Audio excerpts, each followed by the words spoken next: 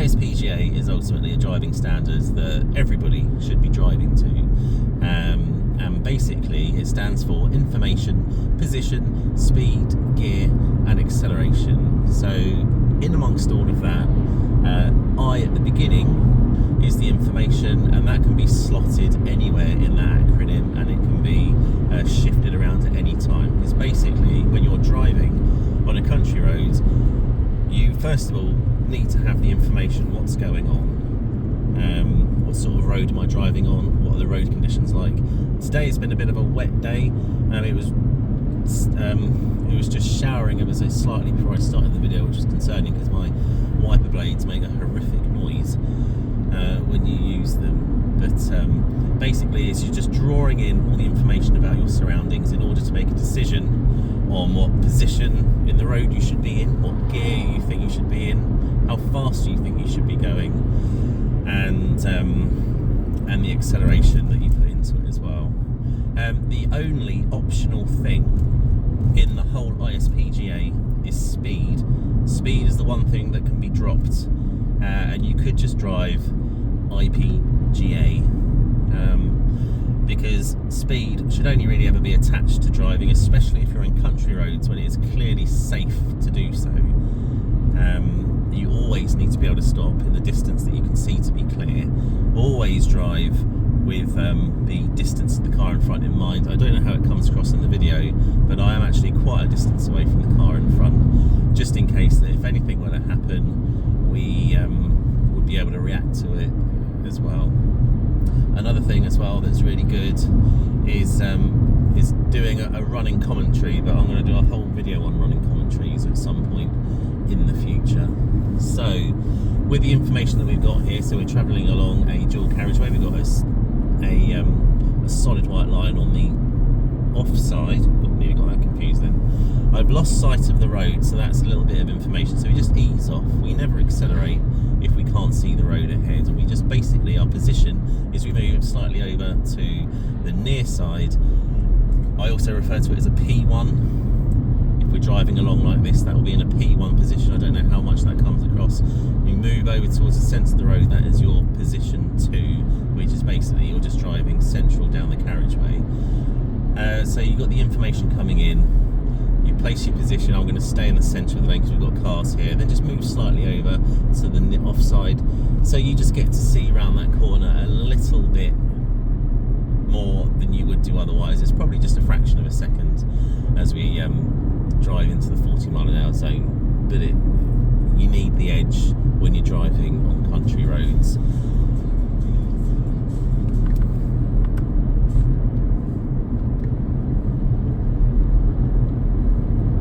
In terms of gearing, although this is an automatic car, it's also, I've got flappy paddles as well, so we'll be driving with the flappy paddles as well, just so I can call out what gear I'm going to be in. So as this car slows down, I'm going to just move into a third gear, and we're just going to increase our speed, bearing in mind we know that we're on a 40-mile-an-hour road. We've got slow written on it. We've also got the chevrons as well, and we've got a solid white line on our offside, which turns into a broken line.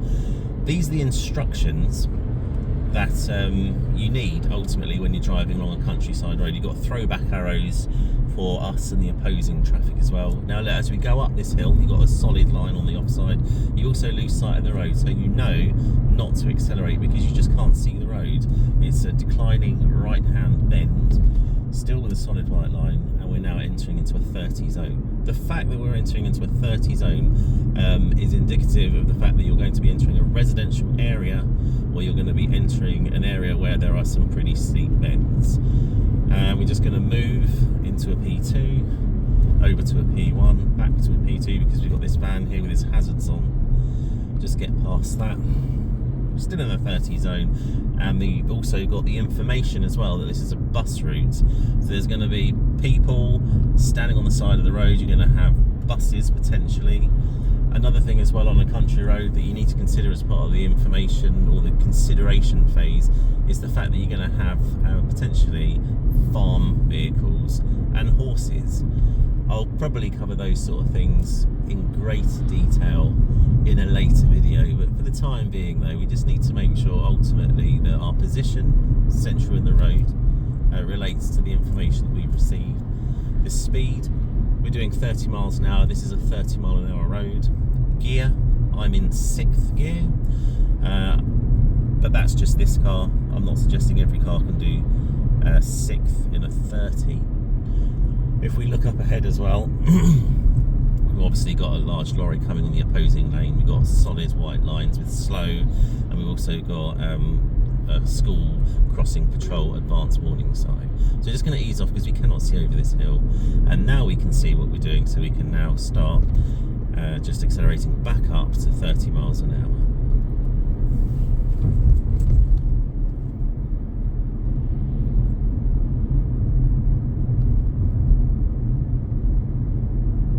One thing about speed limits is they're limits, they're not targets, and you should certainly never be breaking the speed limits either, because the faster you go, ultimately the less you see.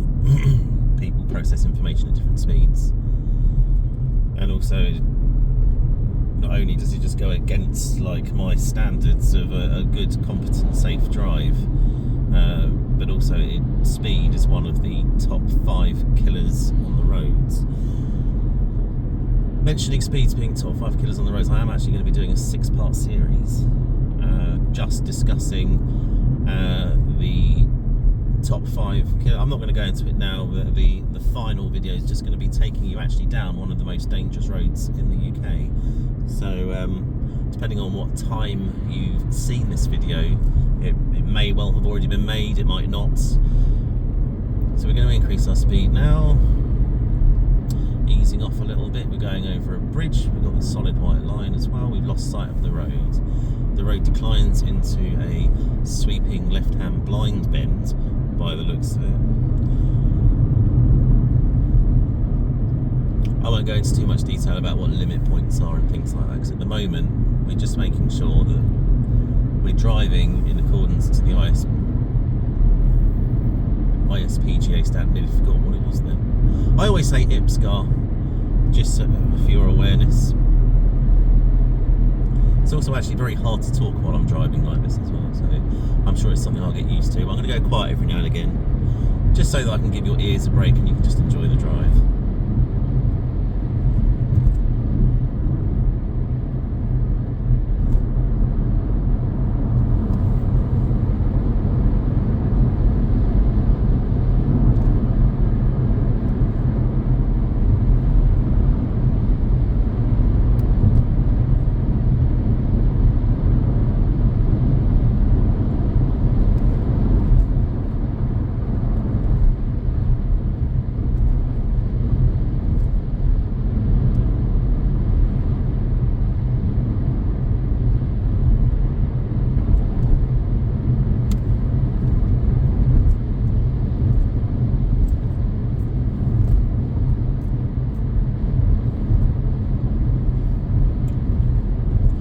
As we're approaching this roundabout, I'm actually going to be turning right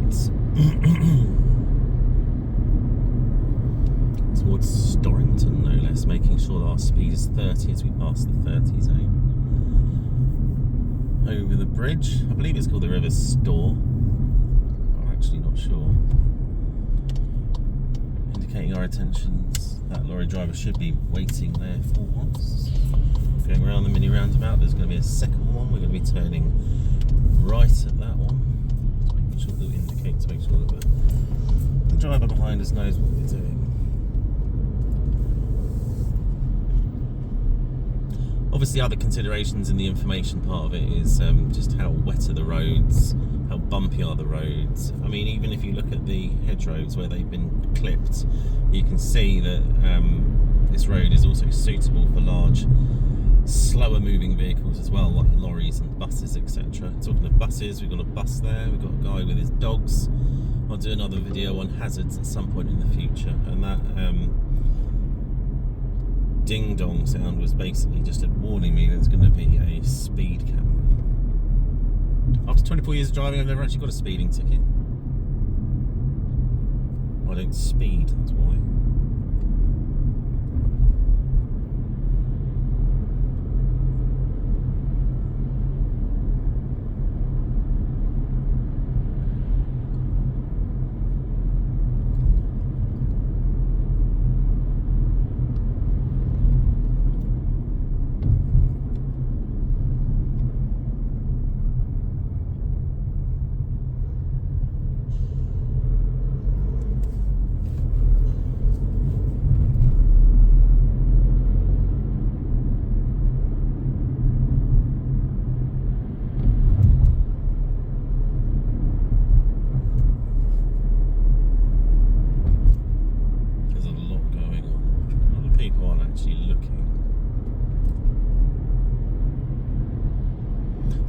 30. You can tell it's 30 purely just by looking at the number of street lamps and the distances apart. If you didn't already know that, if you're ever worried about what speed the road is and you see a lot of street lamps close together, it is more often than not a 30 mile an hour zone.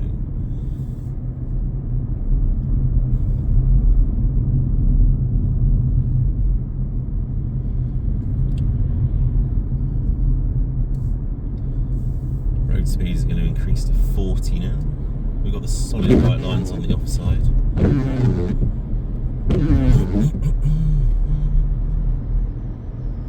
Got a minor junction on the left. Guy looking to overtake a bike.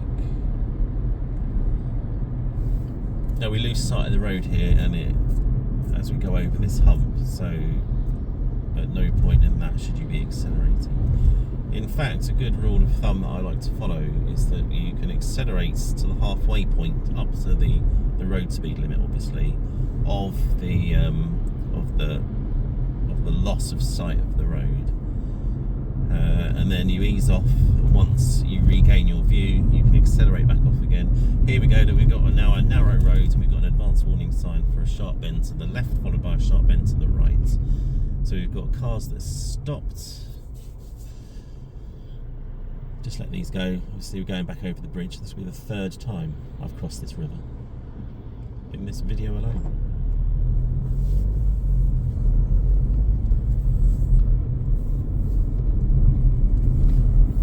And then the road opens up, and the information that I've got is that obviously I'm on my carriageway. I've got traffic, opposing traffic as well. It's still a 40 mile an hour limit. So you just need to make sure that you stick within the limits. You might even see an overtake here, possibly not. It all just depends on what's going on. But basically, because it's a 40 mile an hour speed limit, we're not going to go over that whatsoever. One thing about a safe, competent drive is just observing all the rules. I can't stand seeing people just speeding along. Not only does it look bad, but it's dangerous as well. So we've got an advanced warning sign here of deer and horses in the road. We've got a minor junction on the near side. The speed limit is still 40 as we go through. Got the solid white lines.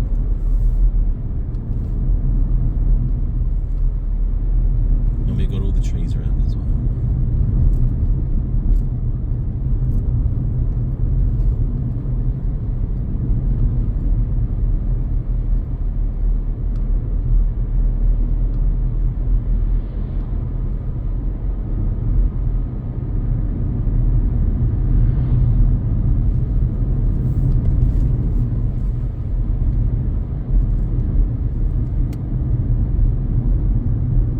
Still 40.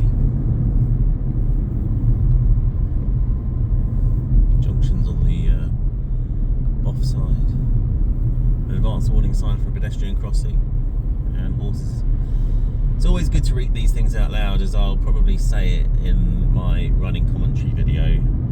But if you say, I find if I personally say things out loud, they kind of sinks in a little bit more. Saying things out loud also just prevents the automatism that I spoke about before. Still 40, my goodness. I haven't driven down this road for a long time.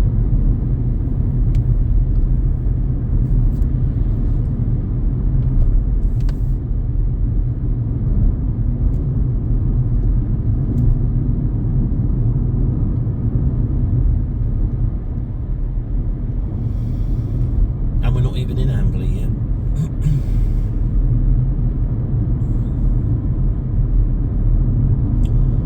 Throw back arrow into a solid white line. Junction on the near side. All things to consider as part of the information stage, and there's a van pulling out of the junction.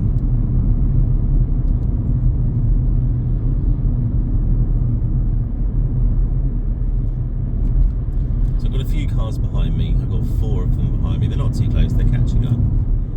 And the road is basically relatively quiet, I'd say, which is quite nice.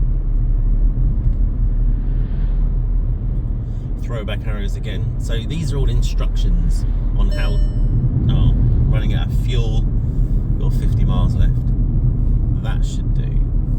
Where was I? Yeah, basically the throwback arrows are instructional. They're telling you that you need to get back into your lane because you're going to end up eating solid white lines before you know it. The road's actually going to slow down even more now to 30. So let's just make sure that as we pass the 30, we're doing 30.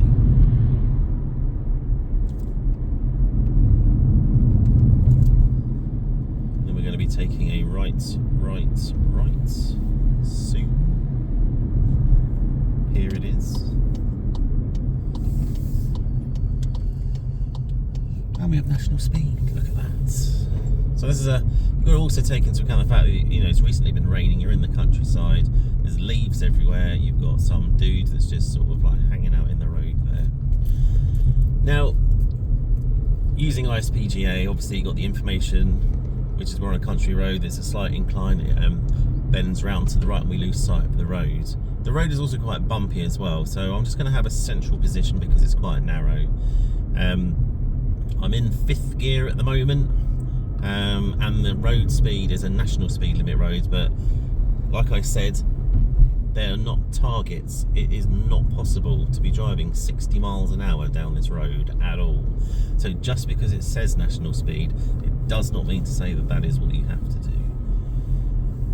And just easing off, just approaching a bend to the right, followed by a bend to the left. I'm going to switch the gearbox into a manual mode as we start getting onto a more smoother roads. What have we got? Oh, we're going to be joining Amberley Road soon, so that's absolutely fine. This is an incredibly bumpy road, my god. I have no idea how shaky the footage is.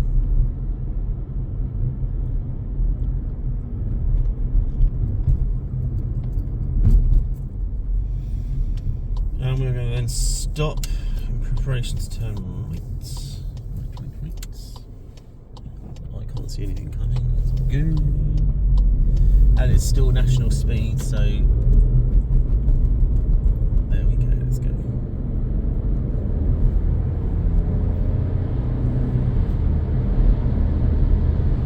Easing off as we approach the brow of this hill. Drop down a gear. I'm now in 4th. And I'm not going to go any faster than 60 miles an hour today. We've got a junction on the near side which we need to take into consideration.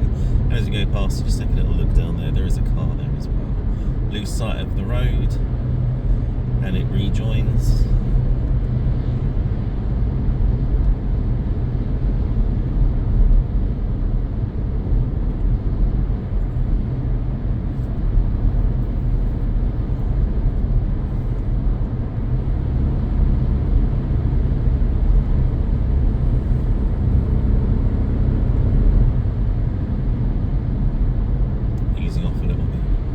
Go around corners on country roads, I don't know what people's tendencies are, but you shouldn't necessarily lift your foot completely off the accelerator. Rather, think that the steering wheel and the accelerator are actually connected somehow. You know, like children's jackets that have the gloves that don't fall off because they're tied together by a piece of string. Kind of imagine that the steering wheel and the accelerator pedal is a little bit like that. So we've lost sight of the road, so I'm going to ease off, currently doing 52 miles an hour. As I regain sight of the road, I can then attach some speeds to it because it is safe to do so. I've got a nice clear road. I've not got any traffic for a while ahead of me. There's nothing coming in the opposing lane, and I've got nothing behind me either. And I've actually dropped down a gear as well. Now we've got solid white lines. Roadkill from a long time ago by the looks of it.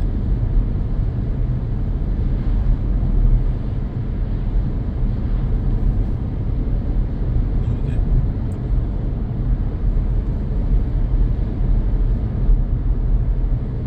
And I can see as well that the speed reduces to 40, so that's exactly what we're going to be doing.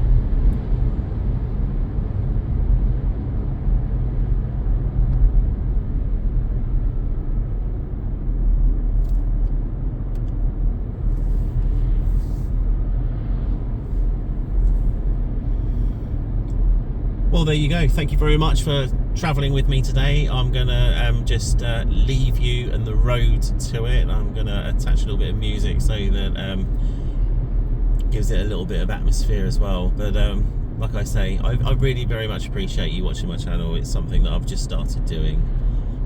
I've had 29 views globally throughout all videos, and all of them were probably me. So if you are watching this, like I say, I do seriously appreciate it. If you like the video, just give me a thumbs up. If you dislike it, and if it's anything else that's more complicated than that, then leave a comment. At this early stage, while I've only got 2 subscribers, I'm always going to reply to you. And if you've got any suggestions, hints, tips, anything like that at all, I'm always prepared to listen, as well as take critical feedback as well. So thank you very much. I'm going to leave you now. Enjoy the rest of the journey.